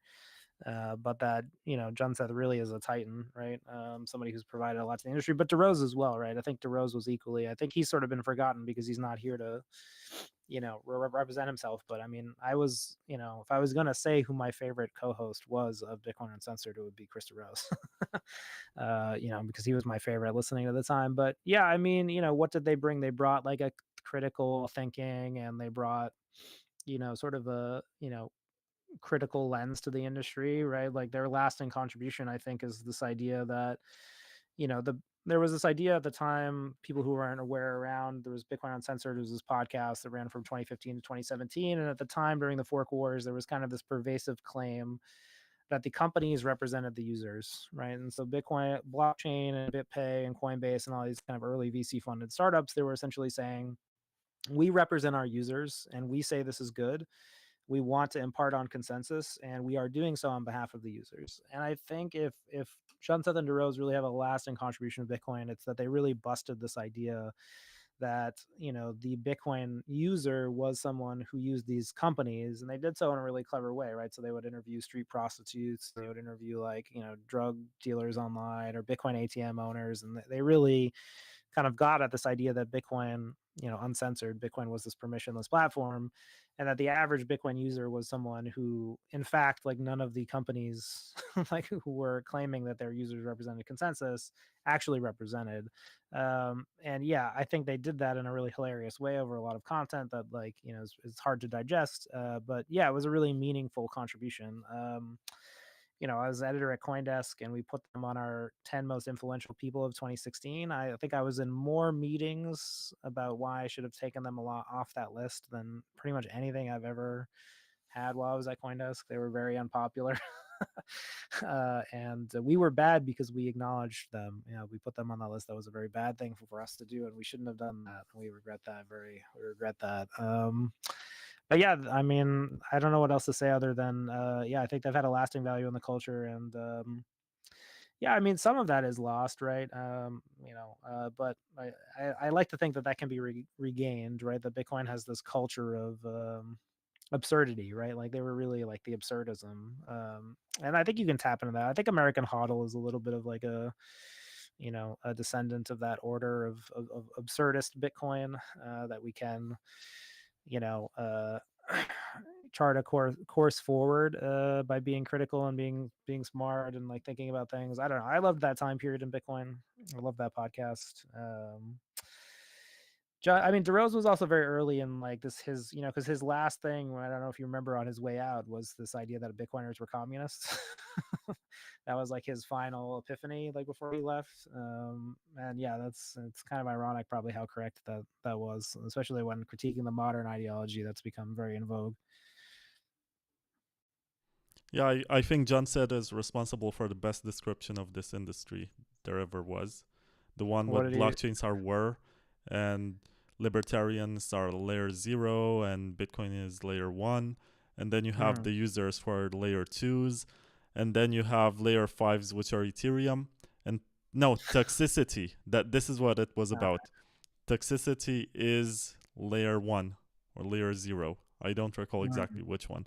But it's a very good description of what this is about and how all of these altcoins, shitcoins, call them whatever you want, are just experiments and layers of Bitcoin for stuff that's going to mm, come into Bitcoin. This idea was originally part of the thesis of Bitcoin maximalism, and now it's more evident than ever that this is the case. When you see I did an interview with Ellie. What's his last name? He's working on something Mm, called Starkware. And oh, I can't remember that guy's name. Eli Ben Sasson. yeah, Ben Sasson. exactly. Okay. And he basically told me point blank, if there is this soft fork for Upcat, then we're gonna be able to do the same thing with ZK Snarks and ZK Starks and with whatever he's working on Bitcoin. And he was one of the first people to talk at a conference about validating a full node in only a few seconds with Wow, zero that's knowledge what I proofs. remember. Like I said, is that he remembers Germany. That's the he was there, right? Like he just moved to a different part of Germany, right? Like, but yeah, I mean, I think that I would say one thing to you about this, and I think this is going to be the culturally dominant view of the cycle. I think what you're talking about of everything kind of coming back to Bitcoin. But I will just say one thing. I will say, even if it is true that everything other than Bitcoin is a scam and there's no need for Bitcoin to change. Remember when I said there's like kind of two states at which Bitcoin maximalism is valid? It's like one, Bitcoin kind of stays the same, everything fails, and the other is everything kind of comes to Bitcoin. The market will still go through this other thing, even if this one is true. Even if it's true that everything other than Bitcoin is a scam and it's not useful, it will still have to pass through this other thing. And what is this other thing is seeing whether all the blockchain stuff can survive on Bitcoin. So I sort of take it. I would say that spiritually I'm kind of aligned with you, but I would like soften it a little bit by saying that I still think both of these states are true. I think you could take an even more neutral position by saying I'm okay with either one of these states existing, because I think I am. I think I'm actually, if everything was to go to zero other than Bitcoin, I think it would be fine. But if everything comes to Bitcoin, I think those are both success states for Bitcoin maximalism. I'm sort of biased towards this second one because I think it's more rational and plausible that not everything in the crypto industry is a total scam. I think like some small percentage of it is. But if there are people who are saying like, okay, like I believe that everything else is a scam, what I would say to them is like, you're still going to have to deal with the 10-year reality that is the second thing of like all of those scams trying to come on Bitcoin and like reposition themselves. And it's like, when I say that I think that is going to happen, I'm not saying I want that to happen necessarily. I'm just saying that it's very obvious that the incentives dictate that that will happen, and it's very amusing that like, the beginning of this was some guy just putting a dick butt on the blockchain, and he's sort of punctured both cultures, right? And I think the end of this cycle will be like the A16Z Ethereum godheads sort of capitulating to Bitcoin, and sort of the on the Puritan maxi side, this understanding that a lot of this stuff is going to get moved over to Bitcoin, and it all just starts from such an absurd. I think if Casey Rodarmor, like if you're going to give him a distinction of somebody, like he might not be a bad person for the absurdist, mantle, because what did he really do? Really, it's like, what did he do? Like a lot of people, like they got mad at me for talking positively about Ordinals. It's like, I didn't write Ordinals, I didn't create it, I don't run the Ordinal software. Like I don't do any of these things. But Casey did, and he did it with a very specific intent, and his intent was to disrupt the crypto space, right? Is to attack that ideology and that culture. And he's been phenomenally successful. And I think to the extent that he hasn't properly respected for that, I think it's just absurd. It's honestly my biggest critique with the current culture is just that, like, kind of going back to what we said at the beginning, it's like individuals and individual achievement within Bitcoin and people who champion those ideas, right? Again, I'm not saying like Casey's correct about everything. I'm not saying you have to agree with him about everything, but I think it's just phenomenal how he shifted the conversation. And the last thing I would say of praise on that, I was like, even if you think NFTs are not art, paradoxically, Ordinals is the greatest piece of Bitcoin art, because art does not have a medium. There is no medium that contains art. Art is just any human expression that can be viewed, that allows other people to ask critical questions. And if that is the definition of art, then the Ordinals protocol is the best piece of art of the current time, because it asks all these critical questions about Bitcoin. What is the fee market? How should it work? How does block space work? What is the market for block space? Is arbitrary data valuable if we embed it in arbitrary block space? And the fact that Ordinals raises all those questions, even if it doesn't answer them, it makes Ordinals the greatest piece of Bitcoin art that has ever been created. And on that basis, Ordinals is art, and I'll fucking go down with that ship. like That's a I strange will hill to die on, you know? It's a very strange hill to die on, but it's like I 100% agree with that. It's like Ordinals is art, paradoxically fulfills the definition of art, and therefore is even more art than real art. It's like I think so. It's like it's art, right? What he unleashed on the culture was art, and I think that I don't think we have answers to a lot of his questions, right? And I think if we had better answers to his questions, there wouldn't be so much anger and uncertainty and unrest. And it's like, man, what a beautiful thing. It's like you think you're in this industry for a long time and you're like, think you have it all figured out, and somebody just comes and they just upend the whole thing, and then you have to kind of go back to square one, and the whole process starts over again. And I don't know. I think that to me, like that's what I think is it's amazing that we're still learning what Bitcoin is. We're still trying to understand it, and I'm here to learn. I would like to help people learn, but I don't think I have all the answers. Right? I don't know. I don't think we have all the answers. We might. I think we're getting closer, but you know, we shall see. That's why they play the games, right? Yeah, speaking of anger and uncertainty and ordinals, you can still buy the ordinal inscription depicting David Bailey for 3.125 Bitcoin. I'm gonna get a Bitcoin and buy a Supra. He's gonna get a Bitcoin and do whatever he wants, maybe buy a Supra also. And 1.125 Bitcoin is gonna go to Russell Brick's legal defense. So that's how it works. If you wanna buy it, it's still available. DM me or whatever, or don't. I don't care. Cancel me. Once again, I don't care. But just so you know what kind of people listen to this show, Peter, because it's very important. I got a message from Eric Voskill about an hour ago, and he made a comment, and I guess that's worth exploring. And also got a message from Robin Linus, who sent me John Sett's exact post from Reddit. And I think it's important to read it because this is an important part of history, and I want to thank Robin for listening and caring about the quality of our conversation. So John said this on Reddit. He said, "It's always been toxic, Mayu." I don't know who that is. Maybe DOP. You know that. Blockchains are war. Toxicity is layer 1. Layer 2 is libertarians. They provide the payment channels wherein the toxicity can be used. Layer 3 are the users like prostitutes and drug dealers. They are served by layer 1 and 2, but know nothing about the politics or the poison of layer 1. They just know that they can pay for their ads on back pages, sorry. Layer 4 is blight masters and the factum who provide an impenetrable regulatory shield that is doing its best to build broad regulation for MySQL databases. Some people say MySQL, but I don't care. They're promoting magical thinking about how blockchain can do anything. This sends regulators in all directions trying to make sure that blockchains don't become sentient.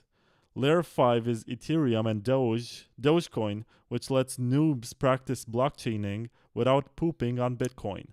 Layer 6 is Roger Ver, who runs about screaming that there are hordes of hobbits at the gates of Moria wanting to get in to the cave filled with trolls. He is providing shield for Layer 5, which is actually where the hobbits enter and it is absent of trolls. Rather, Layer 5 is filled with farts. These farts are the fuel of speculative inflows into Bitcoin. This synergism is called Byzantine fault tolerance. Every blockchain needs all 6 of those elements to function. It is how we know that Ethereum isn't a blockchain. It is a layer 5, not layer 1. Toxicity is not its fundamental layer. They are running on compassion.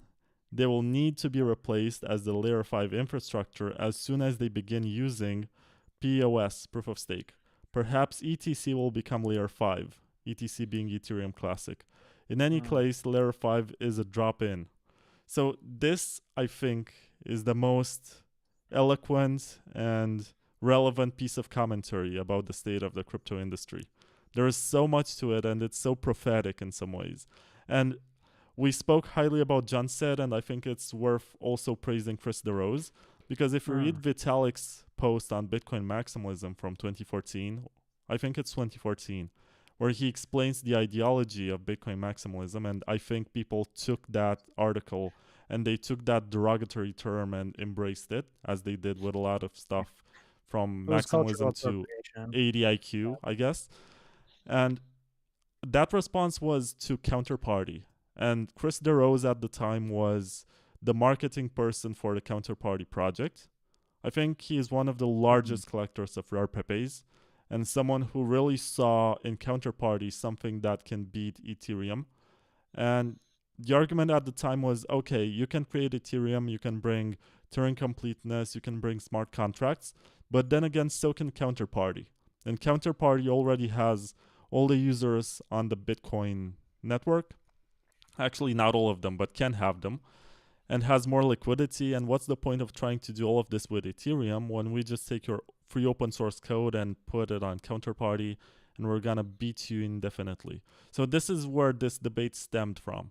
And Chris DeRose was at the center of this propaganda machine for Counterparty, and he was trying to make all of these colored coins and assets happen on Bitcoin.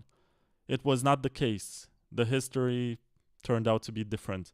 But he was so instrumental in pushing this narrative at the time, and he was one of the first Bitcoin maximalists. Actually, John Set takes credit for being the first person to call himself a Bitcoin maximalist. I'm not sure if that's true, So but these does two people, John Dilley. John Dilley is the other one. these people were so influential and so ahead of their time. Yeah, I mean, you said a lot there. I agree with a lot of it. If I were to throw that back, I would say like a recent thought that I've had is that Bitcoin is a technology that is misunderstood as a cultural movement, and Ethereum is a cultural movement that has been misunderstood as a technology. And I kind of been trying to meme this into existence because I think what I mean is that what that post acknowledges is that the kind of Ethereum and cryptoverse, it's like really they weren't as much as the vehicle of how they express themselves and how they engage in their sociology is technology. They really just wanted freedom from the Bitcoiners to kind of tinker and experiment and see what was possible. And so it kind of flips it on its head. Whereas Bitcoin is primarily understood as a culture, right? Like meat eating and like kind of, lifting weights. There's kind of this idea that Bitcoin is a culture and not a technology, whereas Bitcoin's primary vehicle is the technology, right? It is actually a technology and it plans to be this technology in the way that it is a technology for decades, if not centuries. So, whereas Ethereum isn't seen as a culture, right? So it's kind of ironic. Like Bitcoin is seen as a culture, even though it's primarily a technology, and Ethereum is seen as a technology, even though it's primarily a culture. I think there's like an inversion there, and that kind of speaks to why, again, I don't have any like direct hatred for the people on Ethereum. They were doing what they thought they should do based on the limitations that they thought Bitcoin had at the time. The thing is that they have to be correct about that forever to have created anything of value. And I don't think they will be correct about that forever. I didn't think that then, and I don't think that now. But they're more than willing. It's a free market. It's a free. They're more than they can spend their human time and energy doing that, right? Well, I gotta give Ethereum credit, and I gotta give a lot of other projects like Zcash some credit, because they did a much better job pushing research and development in this field than companies like Blockstream or Chaincode or whoever defines themselves as Bitcoin only did. If you think about it, Blockstream has been pretty stagnant. They tried to push sidechains, then they gave up on the idea of sidechains and made a federation that still uses some of their technology like confidential transactions, but it's not quite, for the past decade, they haven't done that much or not as much as people expected from them. But if you look at BitVM, that one's inspired by Ethereum's capabilities, but also Ethereum's criticism. I'm super grateful that we have Robin Linus listening and giving feedback, but this guy, I think he told me during our interview that he was working on some ICO on Ethereum, and he became very quickly disillusioned. And basically, he thought, how can we do this in a non scammy way? And in a way that makes sense from a technical point of view and scales. And he took this idea of putting computation, but he took it off the chain instead of putting it on chain, which I think was the hip thing to do in 2014, 2015, when they would put everything on a blockchain. He decided to create a way that actually scales and makes sense for smart contracts. And I'm a super big fan of his. I'm super Yeah, honored I that mean, he's listening. what he did is unbelievable, and it's the same way with Casey Rodarmor, where it's like they both did something that was previously inconceivable. I mean, obviously, Robbins is orders of magnitude, because so many people thought that was inconceivable, and it's so foundational. And of course, we're still seeing that play out. I would say one thing though, a defense of the Blockstream Corporation. Blockstream, I still think does carry a lot of authority. I think you saw that at BTC when, who kind of gave the reframing for the technical community about the great script restoration, or thinking broadly about, how Bitcoin script could evolve. It was Rusty Russell from Blockstream, right? So I mean, I do think that there is still, a veneration for that institution. I don't think we should be, too hard on that institution for its perceived sins, in the same way that we probably shouldn't be hard on any of the institutions, right? I think that there's good people working there. They have good ideas, for how Bitcoin should proceed. I think we should continue to evaluate that on individual merit. And yeah, I mean, for as much as people want to think that, maybe that organization is irrelevant, I think they definitely disproved that, I think, a little bit. But yeah, I mean, look, it's, I think when Casey Rodarmor sort of appeared, I sort of went on some of the crypto podcasts and I said, this is the new gold standard. This is the new thing. It's like, bring the thing to Bitcoin. Robin, I think, has kind of been the next person in line. And I hope we see more of those people, right? I think this would be the crypto intellectual capital coming over the wall.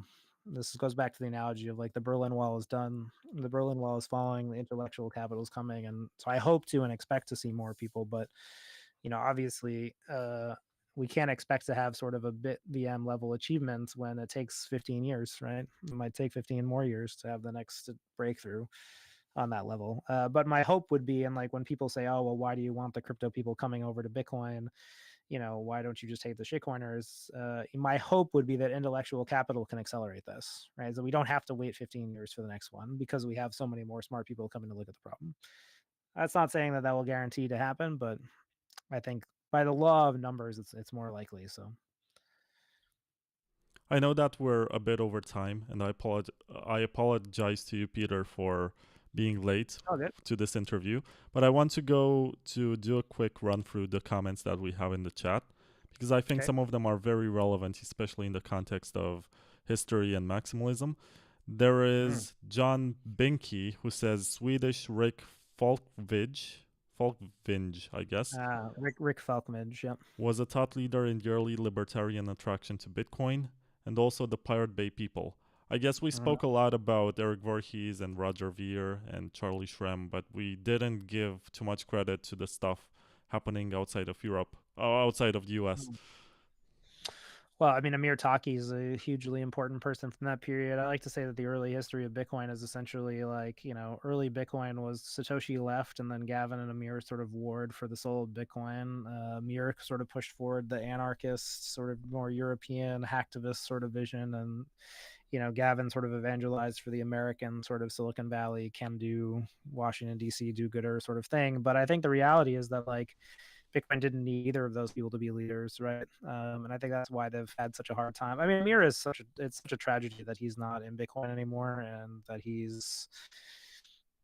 I mean, in many ways, he predicted a lot of what would happen in the fork wars. I just think that he missed the most formative years. I think that's the struggle with Amir, is that he wasn't here from 2015 to 17. And I like to say, if you have a formidable opinion, or you have an interesting opinion on the crypto space in general, it's 90% likely that your opinion was formed during those years, because those were the most formative years of the entire space. And to the extent that we've kind of all gone in our different directions into different Germanys, we all kind of came from that.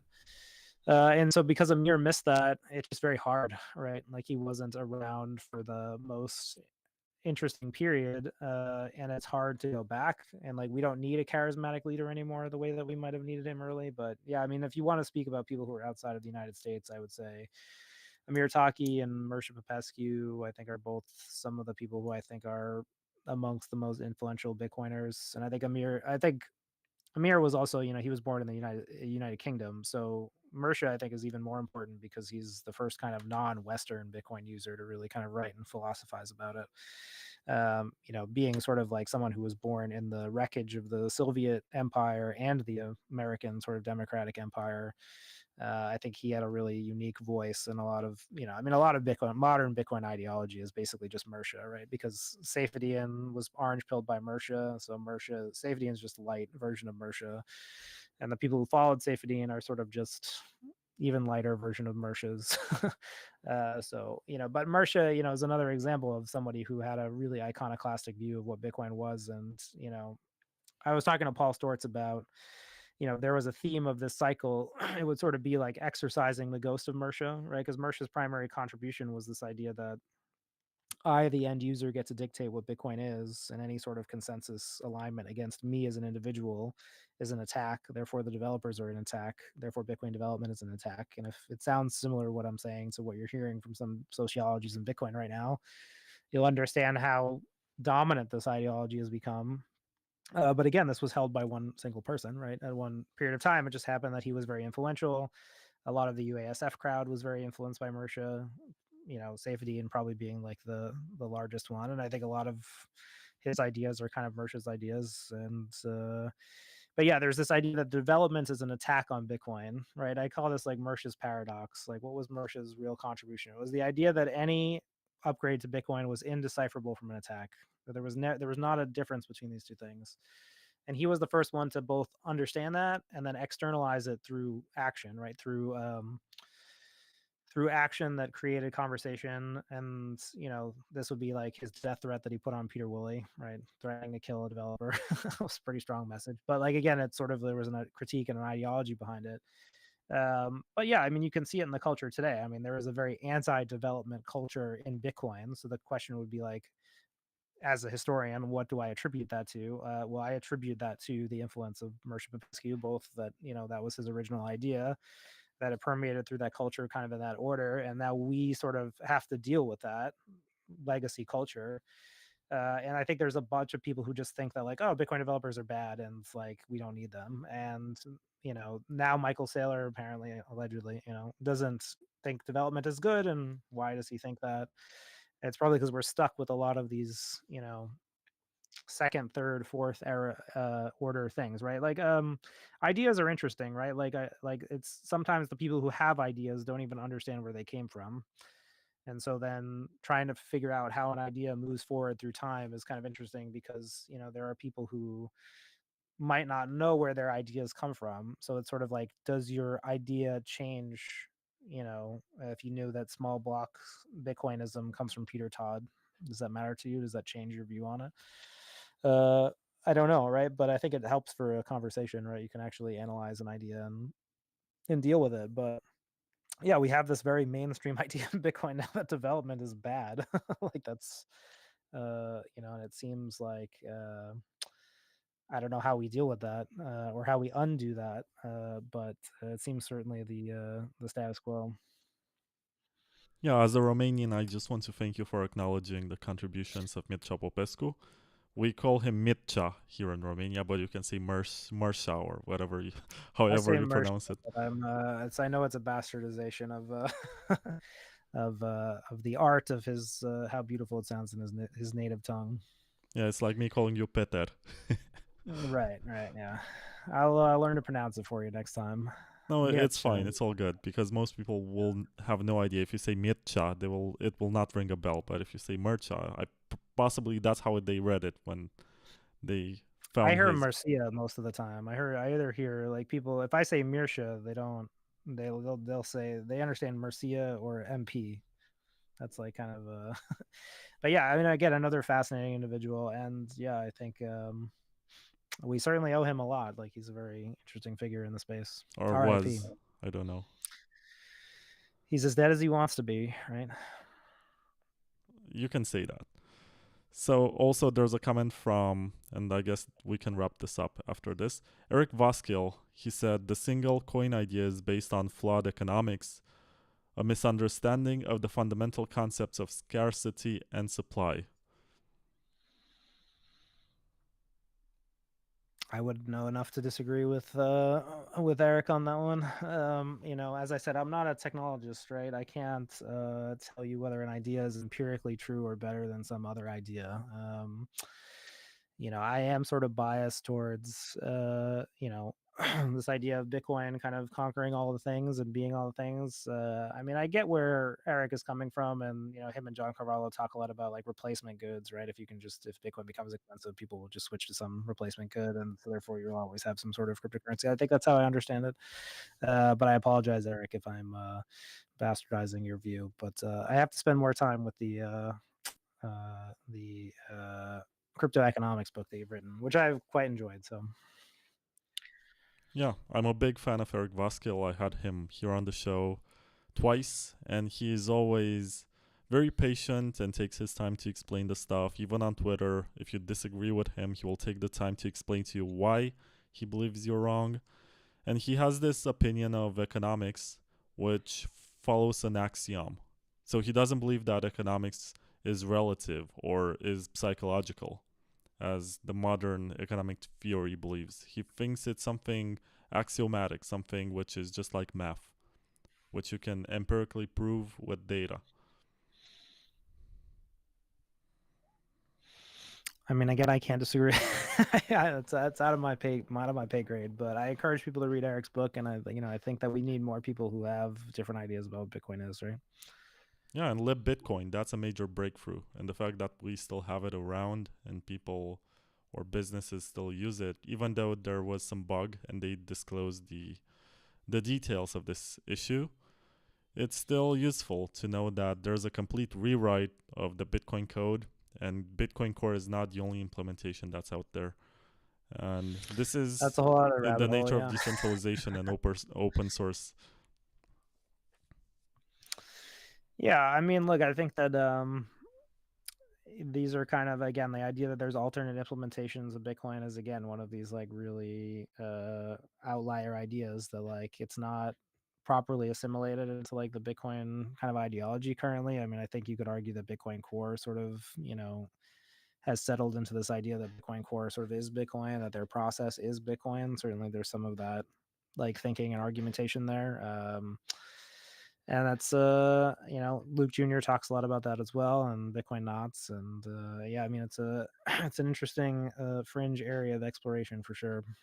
I wonder if we'll ever get a there was that fabled project, right, that was supposed to lib consensus that was never completed. So I'll be interested to see if somebody completes that. Yeah, I want to ask you if you want to make any prediction about Bitcoin. When do you think the cycle is going to end, and what do you think is going to be the dominant narrative? I guess you mentioned bits about this, but not under one sentence or one main idea. Yeah, I've been saying the same thing. I think for the most like the last year and a half, I think that you know, the we're moving towards a my mental framing where I think we're going from Bitcoin and crypto to Bitcoin is crypto. And what do I mean by that? There's going to be sort of a revival and a reawakening to this idea that Bitcoin is a cryptocurrency, that Bitcoin can do a lot of the things that other cryptocurrencies can do. So I think the mental transition is from Bitcoin and crypto, that there's kind of like two separate but maybe somewhat equal, or one's invalid and one's valid sort of visions for like the technology, to Bitcoin is crypto, which is this idea that I think that the sort of season 2 kind of group is broadly moving towards, which is this idea that, you know, Bitcoin is capable of doing many things that other cryptocurrencies can do.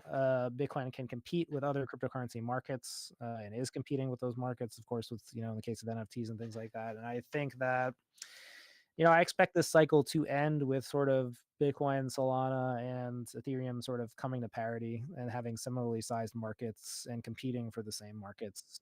But I think if you take that view, I think you can see that most of the activity is going to come on the Bitcoin side. And I think that kind of shift of like, you know, there's going to be the continued brain drain and capital drain from the crypto infrastructure into Bitcoin. Because even if you just take that framework, right, it's pretty obvious that if you're a crypto VC, you know, if I say I think Bitcoin is going to come up to parity with the other blockchains, I mean, even just then, you know, there's an immediate opportunity, even if you're not ideological. So Yeah, I mean, I think we're moving towards the reunification of Germany. you know, and the tearing down of the and crypto wall. I would like to see the Berlin Wall torn down, but that's just hope. That's a hope. And that's a very beautiful goal to which you can aspire, not inspire. And I believe that it's doable. In a couple of years, maybe that we're going to forget about this tribalism and we're going to embrace the idea that people build and create economic activity and create value, because this is what it's all about. And maybe, just maybe, if we get Trump reelected or elected for a second term because they're not consecutive, there's gonna be a change. But I don't think we should rely on some political actor or hope that there's gonna be a change somewhere else other than the way in which we build software, we use it, and we promote it. Well, I think the last thing I would say on that is just there's this idea that that's even new, right? And whereas the thing that seems like the big takeaway from Bitcoin Hong Kong is that a lot of the Chinese community has been living under this for like 2 or 3 years, right? Like one of the reasons they're so interested in like kind of Bitcoin DeFi and Bitcoin native applications is that essentially China banned the whole market, right? So I like this idea that like draconian government action against the industry is new is sort of like a Western privilege, right? Like the fact of the matter is, most of the Chinese CEOs have been living under house arrest, have been arrested, their businesses were shut down, and to the extent that they still have their wealth in Bitcoin, they had to seek other means, right? So I think assimilating some of those lessons into the culture would probably be good, right? All that I mean to say is that like we kind of talk about this kind of negative political action as if it's going to happen when in fact it is happening, and actually it has been. It's a present tense occurrence. It's like saying that NFTs don't exist on Bitcoin. There is currently one of the world's largest governments that has a carpet ban on Bitcoin and has had for 3 or 4 years a complete ban on those on that culture, and they've had to actually be fighting back, and it seems like are fighting back by using tools, right? We haven't been involved in that story. We removed ourselves from it. Yeah, and I guess we can only hope for the best in some regards, because the world is such a big and complex place, and there's only so much we can grasp. And most of the times, the narrative is dominated by what's happening in the US, and we believe that the events are shaping the rest of the world, when in fact, we have all sorts of surprises coming from the places that we overlook or forget that they exist sometimes. Yeah, man. Well, appreciate you having me. I mean, I appreciate you having difficult conversations with people. It's been nice to it's been a very suffocating environment. So I It appreciate was you. very pleasant to get you canceled. So some people can take some of Yeah, your statements out of context, that right. Roger Yes. Veer Yeah. was good, Gavin and Mike Right. Hearn, you're canceled now. Mr. Huddle, you can block him now. I'm supposed to catch up with him this week, so maybe you can cancel me in person. Say hello to him from me. I will. Yeah. I mean, look, he's another great Bitcoiner, right? And then we should hold up people with original views, right? Doesn't mean you have to be right, but you know, try to appreciate all Bitcoiners, right?